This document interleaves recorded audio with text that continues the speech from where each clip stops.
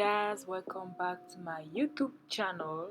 So today we're cleaning my beauty space, my little beauty room, space for me to put on makeup and get cute, all this stuff.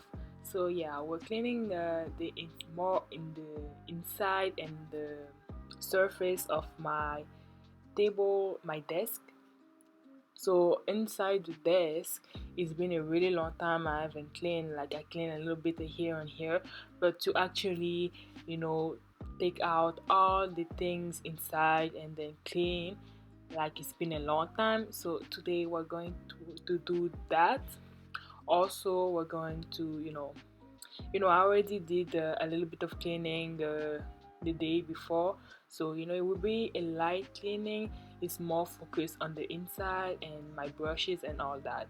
So if you like this video, make sure to like this video, subscribe to my YouTube channel, and I will see you in my next video. Bye, enjoy.